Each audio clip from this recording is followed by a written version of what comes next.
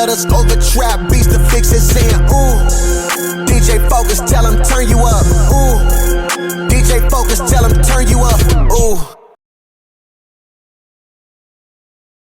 Welcome back. DJ Focus, Dice Gamble. You tap back into the Fixx, your source of faith-infused hip-hop, R&B, and poetry. It's time for our spiritual detox. And listen, Dice, you didn't let one of your superstar friends come through today, huh? Yeah, I did. I mean, usually I deny that they are my superstar friends, but yeah, on this day, okay, my superstar friend is in the building, and listen, a wonderful man of God, a husband, a father, just an absolute fantastic writer, a pastor, good grief, a podcaster, an artist. I could just go on and on and on. Somebody who's been there for me, definitely through my musical journey, you know, and I'll be real with you. I am excited to have him on here because he is definitely a creator now that, I'm just going to go ahead and say millions of people follow. And I just want y'all to give a warm welcome and welcome to the Fixx, Mr. Napoleon Barnes himself, aka Polo. Pastor Polo, the Don is in the building, y'all. Oh my Give it up. God. Give it up. Y'all made me feel like somebody. Oh my God. I love y'all, man. Listen, thank you for taking time. Thank you for coming through. I was telling Focus I was super excited trying to get the interview. I was like, nah, this is going to be a good one. This is definitely somebody who has put in some work, definitely followed through on some things God has asked him to do. And I'm just excited to have you on here. So appreciate your time. I'm so excited to be here, man. This is the Fixx, man. Let's go. That's right. Hey, let's get into it. We got a lot to talk with you about, a little time. So, Pastor Polo, come on, man. I want to talk about your pastor claw first, and we're going to get to the music in a minute. But, speak to, we talk all the time on the show about relationships, and especially we talk about, marriages, and then also the singles, trying to stay single and satisfied until they find their spouse. Speak and talk about just, after the pandemic, we saw a shift, especially in marriages. Let's be very, very clear. A lot of marriages started crumbling. In your personal opinion, as being a pastor, why do you think so many marriages crumbled, and why are so many people in the church having relationship issues? Wow, man, that's such a great question. One of the things that I noticed in the pandemic is that we were forced to confront the things that we covered up with everyday society stuff. We could no longer just leave and go to work and allow work to be the reason why we're not dealing with some of the issues that are at home. So we could not escape what we were literally living with. And I think we were forced to confront that. And because we were forced to confront that, I think either two things happened. Either the married couples, they sat down and they actually had the conversation. They did the hard work. They did the therapy. They went through whatever they had to do to get closer. Or it was evident that what have we been doing for these last 15 years, 10 years, 20 years, whatever that was. And I think what happened was, man, we had to confront it. And then there was a conclusion that came out of COVID. Okay, the conclusion was either we were better together or we were better apart. And I think that's really what happened with COVID. And as for the church, I think, man, we have really just put scriptures and crazy prayers on top of things that we needed therapy for. I don't think there's a scripture you can slap on the fact that you had trauma from when you was 5 years old and you needed to deal with that, because listen, God can deliver you, but therapy will reprogram you. You see what I'm saying? And so there's many people who came to the altar and said, Lord, heal me from these issues, but they never sat down and was taught how to process again, how to think again, how to look at people with a better light again. I'm filtering them through the trauma that I experienced. So I think it really forced us to really confront the things that we've been covering up. That's good. I didn't know if you were gonna. I was just listening. Like, yeah. This is crazy that he's actually on here. That I appreciate you sharing that too. We've obviously been affected by that concerning the show. We've had a lot of feedback concerning COVID and marriages and things falling apart, and it does go all the way back, I think, to your relationship with Christ, and what that really, truly looks like. But I wanted to segue from that to your podcast real quick, because from knowing who you are and knowing how much you know and how much God has shown you and how much you've taught, why did you start this podcast? Because it's relatively new, and in my mind, I was like, man, you could have been doing that a long time ago. So what happened that God really showed you like, no, I think you have this thing, and I think people need it in this type of medium? Dice, oh my God, that's such a great question. It was the hardest yes I had to give God as of this date. Because starting over from scratch is difficult, especially when you've kind of built something else over here up. You know, it's so easy for our pride and our ego to get to the point where we just popping and we doing what we're doing. But, you know, God will send you into your next season as a rookie. And you're not allowed to bring your veteran status over here into your next season. That's good. And what happened was God was humbling me again, because I really believe on this faith walk, we have to continually humble ourselves, you know, to continually bring ourselves lower. And what God was showing me was, I want you to start over in a realm that's already overly saturated, that already has 1 million people doing a podcast. Your grandmama got a podcast. You know what I'm saying? Right. She ain't even got a mic. She ain't even got a mic or a camera, but she got a podcast. And the Lord told me to delve deeper into the topic of leadership. And one of the reasons why is because I believe everyone is a leader. But unfortunately, in the church realm, we only see leaders as people on stage, people who have a microphone, people who are important and have a special seating in the church. No. If you're a mother, if you're a father, if you're a worker at your job, you are a leader. And God really put it in my heart to sharpen the people who are always helping other people. So truthfully, the Reload podcast is really not even for millions and millions of viewers. I want the people to come through. They feel like they're always giving out to people, and they need somebody to pour back into them. I want to be that person to pour back into them. That's so good. Yeah. Stay right there for a minute. I'm glad you brought up the leadership when you talk about, you know, you trying to, you know, teach that in your podcast. Why do you think so many believers don't feel like they're a leader? It's funny because you know, and you probably know this, go to barbershop. You have barbershop conversations. You constantly have barbershop conversations. And again, I'm in circles with, you know, like supposedly like-minded believers, followers of the cloth, just like me.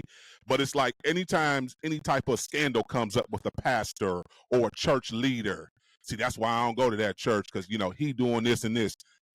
And the first thing that always comes to my mind, like, all right, are you praying for that brother? Do you even know the full story, the full scope? And then again, when I start to dive into it, and we talking about lifestyles, a lot of stuff doesn't line up, and I call them out on it, and they're like, well, God's still working on me. I say, well, I get it, but you've been talking about the same thing for last year. So at some point, listen, I ain't the smartest person in the room, but I ain't no dummy either. We hold our kids to a standard. Any parent listening to me right now, let your kid be doing the same thing for a year and see if it ain't smoke in the city. That don't cut it. So why do you think, again, getting back to the real question, why do you think that the congregation do not view themselves as leaders? Wow, DJ of the gospel, Focus. Of the gospel. Oh my God, bro. You just mind blown emoji, right? I think it's maybe 2 parts. And if I go to 3, don't judge me. I think the first one is we have not truly taught the people that they are leaders. If I keep the sheep in the pews, depending upon what I have to give, because I have an insecurity from the stage perspective, I need you to need me at all times, then I'm not training you to go ye therefore in the world to baptize the people, because the only one baptizing people are the people that look like me. It's the pastor. Well, did you know that you're supposed to baptize too? Did you know that you were supposed to not just bring people to church, but bring them to the Lord?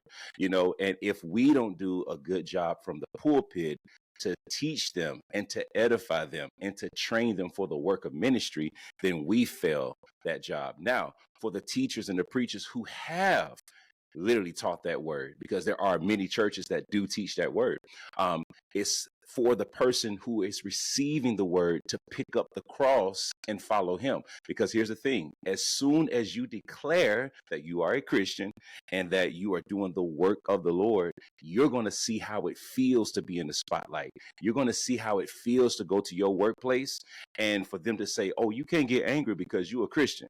Oh, you can't feel this way because you're a Christian. And I think what happened is there is, how can I put it, man? I think everyone in the church is lax right now. And I don't think we're literally taking that commandment of going out into the world and making disciples. We're not taking that. So therefore, the people in the pew, they can only look at the pulpit, judge the pulpit for their sins, knowing they still got some sins inside of their closet. But yet you're a man of God, you're a woman of God too. But it's easier to throw the stones at the people who's on the stage because I have not accepted the fact that I too am on a stage. I too am on a platform.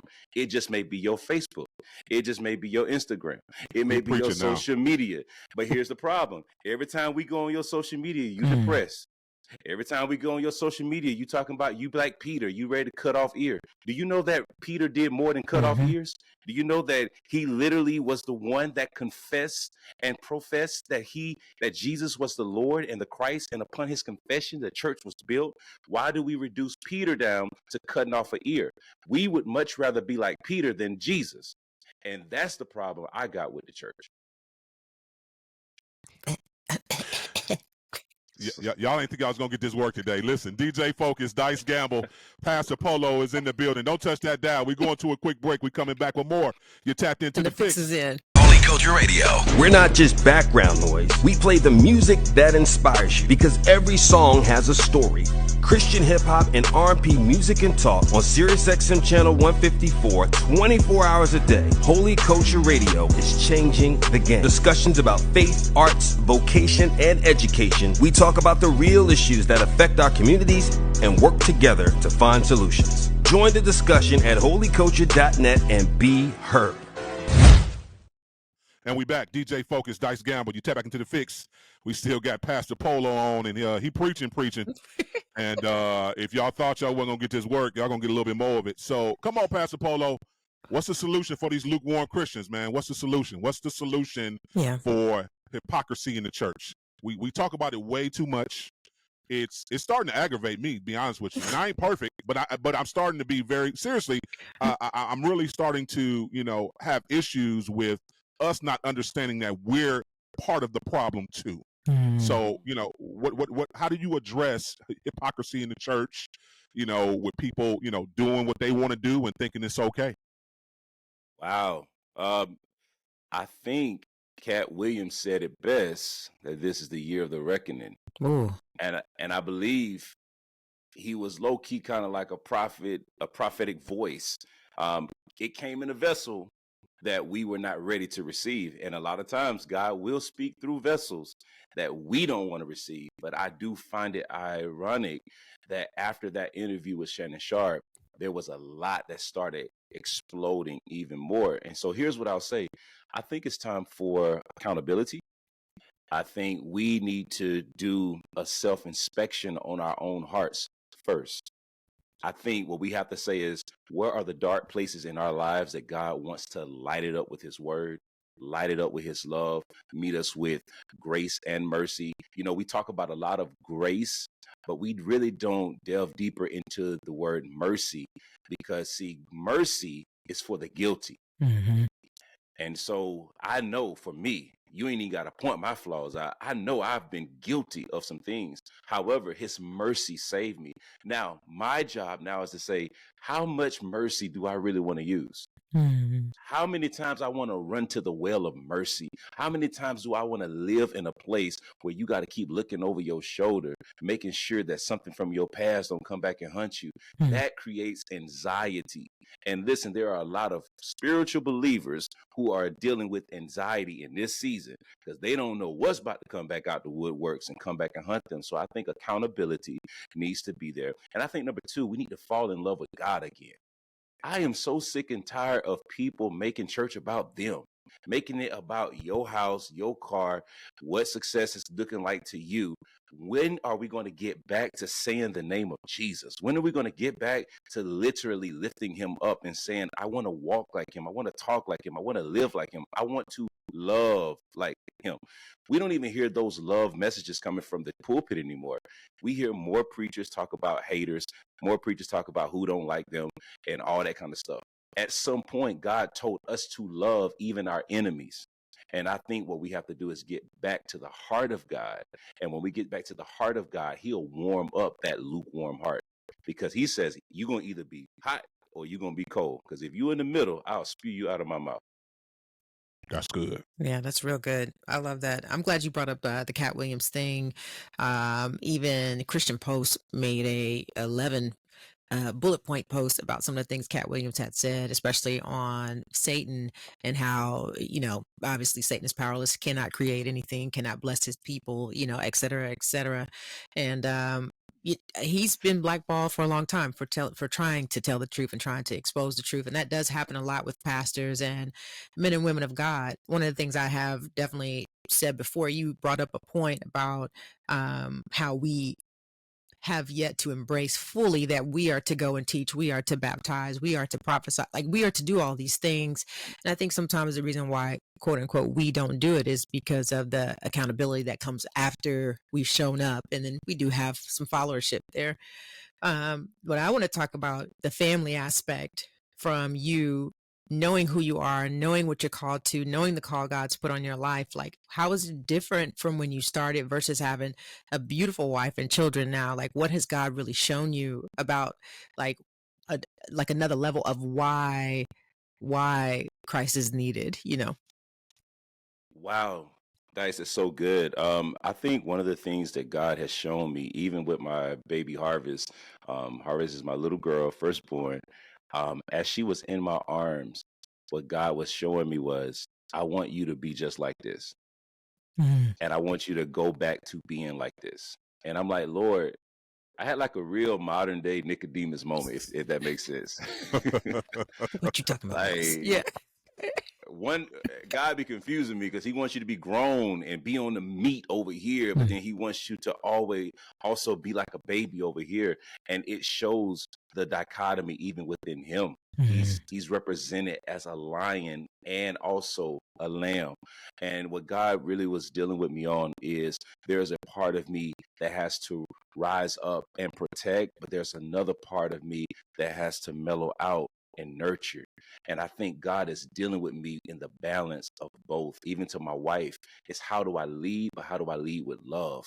How do I be stern? How do I be solid, but not rough around the edges, to where, you see what I'm saying? It's that balance. And I think marriage is teaching me how to take care of his bride even better. Because now I can't take care of my bride better than his bride, but I also can't take care of his bride better than mine. And so it's really keeping me in the balance. That's good. That's real cute too. Isn't that adorable? I know. That was. His wife, oh, honey, that was such a good answer. You nailed that. That's cute. So before we get you out of here, man, we know you got you do music too as well. Because I promise you, we the church is gonna be mad as we keep asking questions. Because I got about 5 more, but I want to ask some music questions because I do want to respect that you are an artist too as well. Go ahead. First, what you working on? So I know you got something that you sitting on the shelf over there that you ain't told the people about. So walk us through where you are right now with your music, the creative process of how you create now compared to, back in the day. Walk us through that. What we got going? DJ, so listen, man, the reality is, man, and I mentioned this in my podcast, I am the world's worst procrastinator. God can give me something. And I don't want to tell you all the good about me. I want to tell you what's wrong with me too. You know what I'm saying? That's how you keep a real relationship, right? Thanks. The show called The Fixx anyway. The show called The Fixx. It's called The Fixx. We here, right? Fix me, Lord. Right. Jeez. But one of the things that I knew that God was telling me to do was to finish some of the things I started. And so I dropped my first album about 10 years ago. It was Unleashed. And it took me another 10 to 11 years, right, to literally say yes to God again. But I've been putting things off because I'm doing church work. I'm an executive pastor now at Word of Truth Family Church in Arlington, Texas. And I have a lot to do, and I still lead worship every week. So I felt like my musical career was justified by putting on pause because I'm doing the work of the Lord. And he literally checked me. He says, no, you doing the work of the Lord in the house, but I told you to do the work of the Lord outside of the house too. And so right now I'm working with a cat named King Logan. Shout out to King. He's done major stuff for so many people, but we are putting together now something a little different. I'm going to go more into the worship aspect, but I got to put a little edge to it. And so we're going to make sure that in 2025, that's going to come out. I need some urban gospel on that too. Now because I done heard some of your previous work. Now I need some. Don't go too far to the left. Nah, don't go too far to the left. Right. You know what? Too far to the left. You know what? DJ Focus. I'm so happy you said that, because I'm in a tug of war right now with King right now, because there's that R&B in me that still want to come out. Ooh, like, yeah. Hey, bro. Go ahead. Like don't steal it all from me. But we're gonna talk about it. We're gonna see what come out. Yeah, Christian R&B is popping right now. Yeah, so that's why I say that's it. This is the time to bring it back. I'm just being honest. So and you got the elements, you already got the gift. So listen, get some of that Jordan Armstrong in your spirit and get you motivated, because I feel like you could have a similar sound to that. Come on now. Come on now. Throwing it out there. I'm just saying. Yeah. Dice. They don't know, bro. Like, we've been in this game for a minute. They don't know. I know. It's like, woo. I'm excited to hear it, though. Definitely from meeting you from the music side of it, but it's been an honor, and it's been a huge get to do, just kind of watching God use you, change you, watching you grow, and I definitely wanted to give you a super shout out for even giving me an opportunity early on with music, because you didn't really know me like that, but just stepping out on faith, like you being there in the beginning for me really changed my trajectory. I mean, obviously it's probably why I'm here now. You know what I'm saying? Like, you played a major role in that, and just being a stand-up man of God. I wanted to give you a shout out for that too. I thought about that earlier. Like, there have been a lot of men along my way who they didn't mean me any good. Let me just be honest. Like, it was like always some type of motive behind how they were helping me, while they were helping me, what they were trying to do, whether it was, I'm trying to get in the studio, I'm trying to get on with EMI, I'm trying to do, whatever they were trying to do. And you never gave me any of that. And I just wanted to give you a shout out, because people are always dogging men all the time, especially men of the church. So I was like, I don't know, there's some beautiful men of God out there. But I do need you to tell King Logan I need 16 on the whole project. Okay, 16. Oh, no less. Oh, no less. It's a done. It's a done deal. No less. It's a done deal. Okay.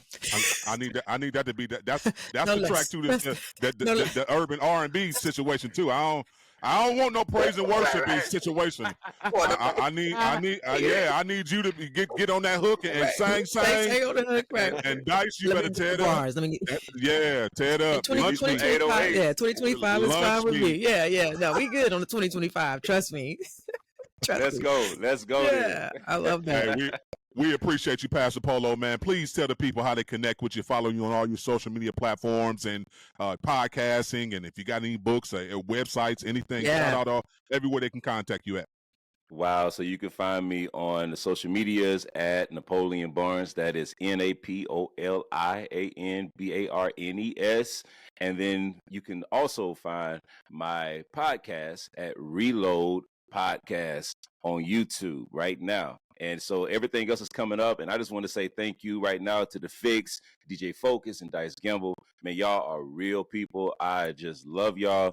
I respect y'all. I honor y'all. And thank y'all so much for letting little old me come onto the platform. I appreciate y'all. Come on, man. Thank you for coming on. I hope y'all heard that, audience. Humble is the way. Humble is the way. Humble is the way. That's biblical. I'm telling you. So he's being a good steward of what God gave him. He's being humble right now. Ain't nothing wrong with it. Listen, salute to you, King, man. Mutual respect, man. We're going to get you back on real soon. All day. All right. Listen, we got to go to a break. We'll be right back with more. You tapped into the Fixx. And the Fixx is in.